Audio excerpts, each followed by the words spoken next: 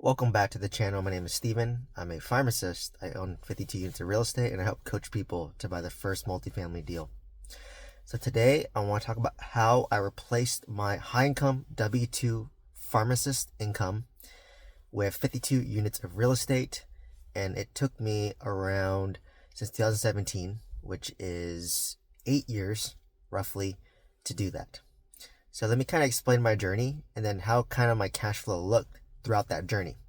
And big hint is, for the longest time, there wasn't much cash flow in my journey because I started investing in California, which is more of an appreciation market versus a cash flow market.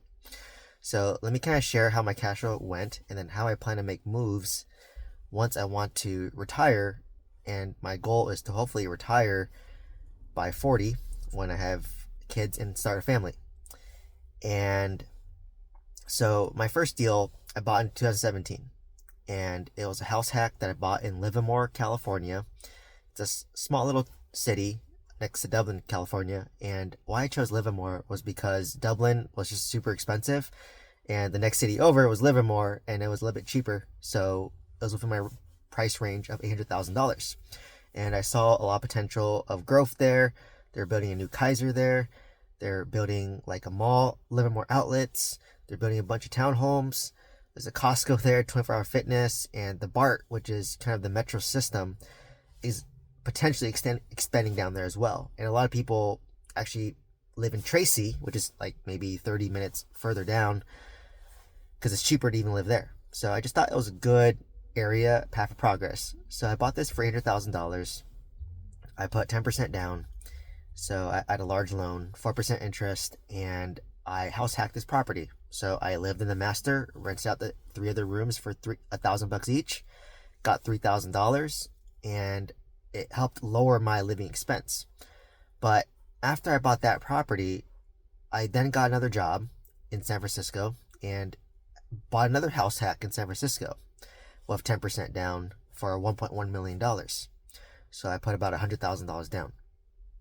So what happened was I tried to rent by the room model back in like 2019, where I'd rent out each room for about $1,000 each, and the master bedroom was $1,500. So I got $4,500 a month, which was enough to kind of break even, but it created a lot of tenant issues. I know rent by the room is very popular right now, but I had more turnover. There's more conflicts because I wasn't there anymore. So people would, invite guests over, or they'd be noisy, or I had one tenant where, he was having loud sex in the master bedroom, and it made the other tenants feel uncomfortable. So it's just a lot of weird, interesting stuff, right? So like, I know the rent by the room model is popular. The rent by the room model can increase your cash flow potentially, but you have to factor in that there might be more churn, there might be more turnover, and typically you're gonna have to pay a maid and bake that into the rents to clean the house, because people won't clean the house. They treat it like a hotel. But anyways, tried that for a little bit, didn't like it, ended up moving out all the tenants and then renting out to a long-term tenant.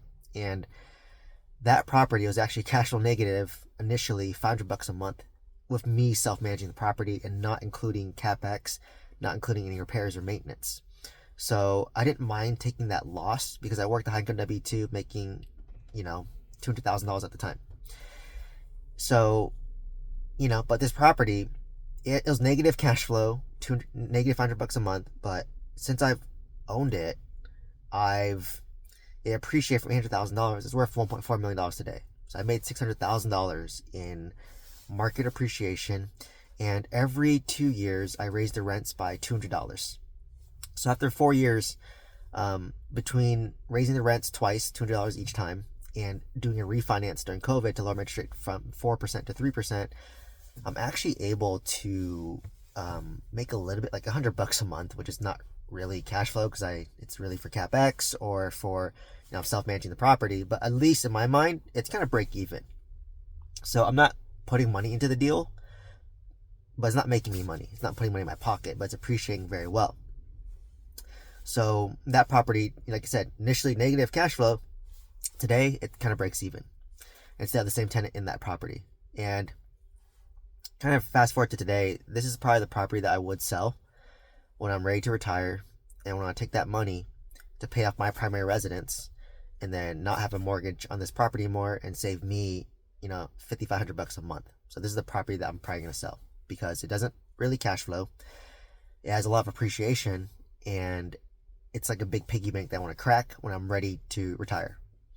So the second property I bought in San Francisco, it was kind of a makeshift duplex. The upper unit was 3 bedrooms. The down lower unit was 2 bedrooms, separate entrances.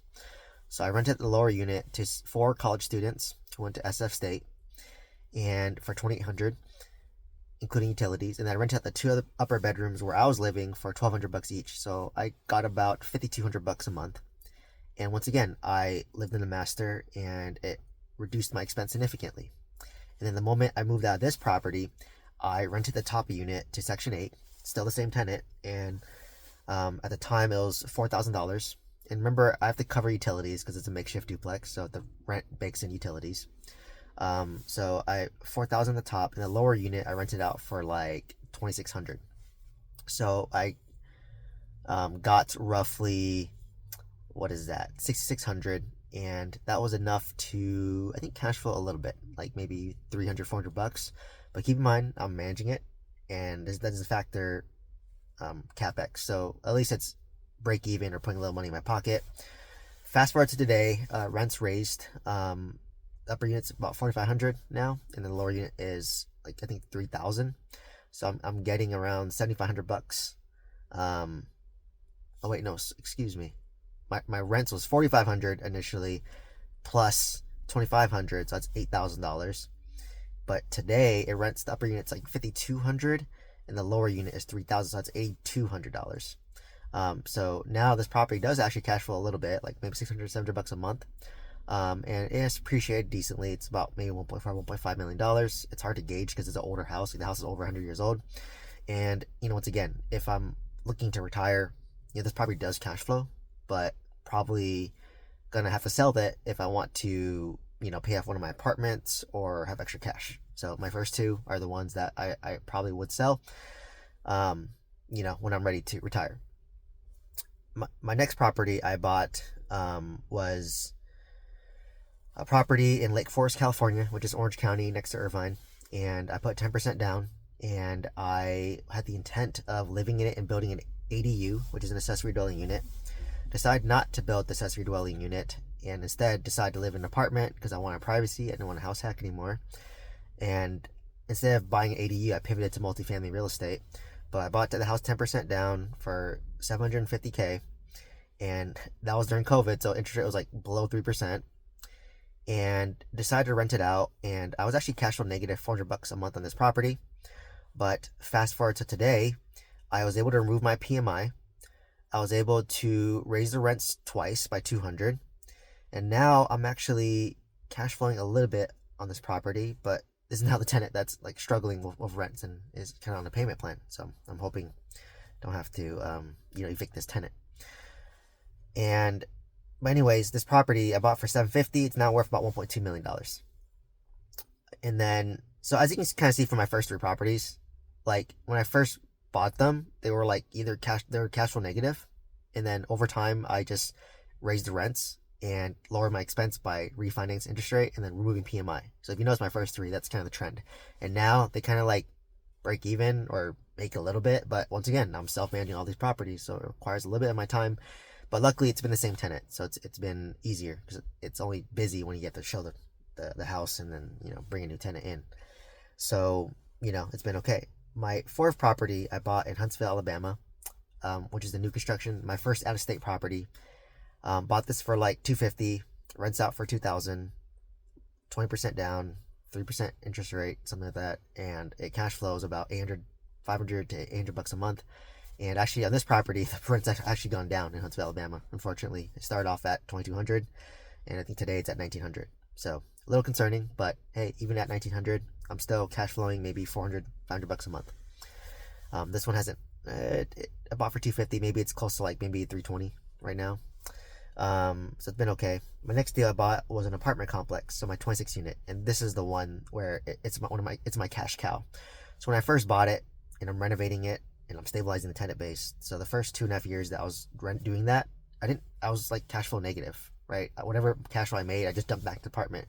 I was putting money to fix it up, and it only started making money when it was fully stabilized, new tenant base, 90% occupied at the new rents after renovations, and that was November of 2023. So from August of 21 to November of 23, that's how long it took to stabilize the property. And now today, I generate, I think about maybe 17K, and my expense, I might cash flow net maybe $6,000-7,000 a month in this property, and just this one deal is enough to replace not my pharmacist salary, but a pharmacist salary, right? Because lower end pharmacists might take home $6,000-7,000 a month after taxes. So this one is like my cash cow, and I have my mobile home park, which I sold for a loss. I end up losing $100,000, but I have a note on that property which pays me about $2,200 a month. So if you add that to my $6,000, that's $8,000. My 20 unit, it's hit or miss, but I would say on average I cash flow about $1,000 a month on this one. So what am I at? 6,000 plus 2,000, that's 8,000, that's another $9,000. And like I said, like this one, a lot of capex issues right now. I'm hoping to hold it until long term, and hopefully capex goes down. But if it doesn't go down, then might be my apartment complex that I'm going to sell when I'm ready to retire, right? So we'll see how it goes. But I just renewed insurance on this 20 unit, and it actually got a lower insurance from 15K to 11K. So I'm excited about that. I was able to save some money. Not as good insurance, but point of insurance is just to hopefully not use it. So that one makes 1,000. And so if you were to add my whole portfolio today, if you just calculate all my single family homes, that's probably like 1,000, probably positive on top of that. So it's about $10,000 a month on my real estate portfolio that I'm cash flowing. So that's enough to almost replace my W-2 income salary. So that's how I did it, with about 52 units of real estate in about 8 years while working a full-time W-2 job.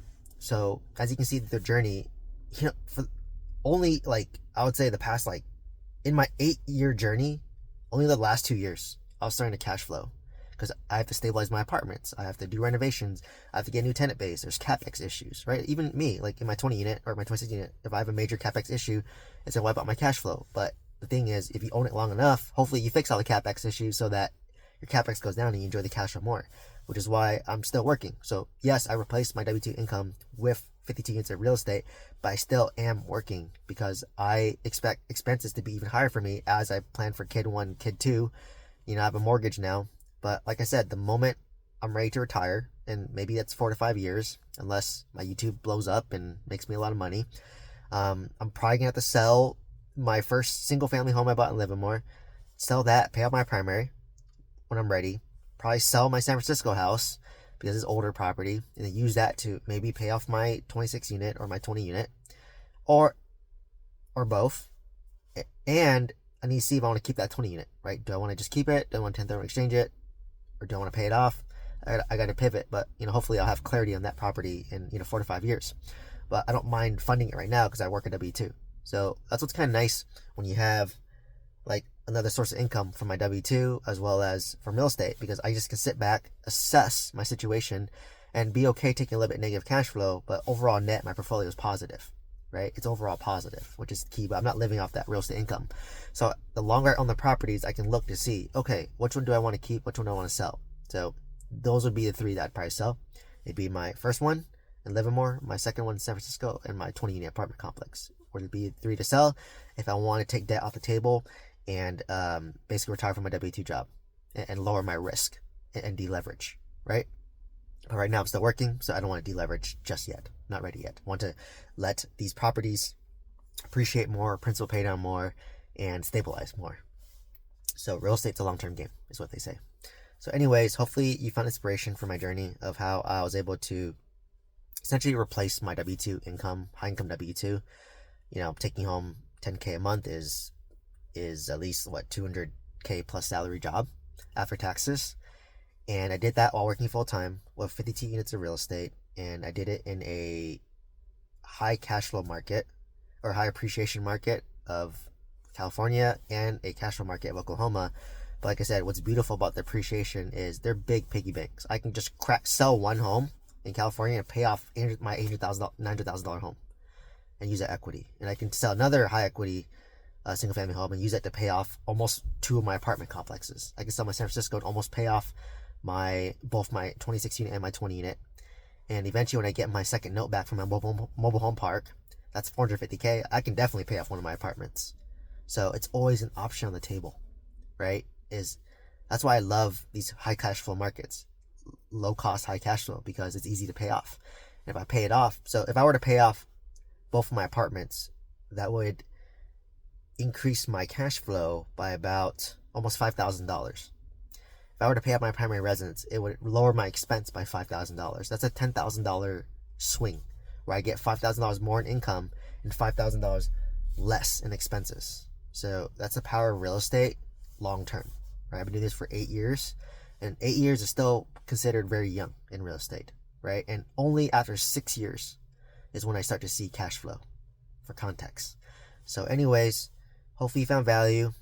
If you want to get coaching, one-on-one mentorship, check out my link tree down below. From there, you can send me an email. I have a free newsletter. Check out the link down on my link tree as well. You can sign up for my newsletter as well. Anyways, hope to see you in the next one. Let me know what questions you have. Please like, comment, and subscribe. Thank you.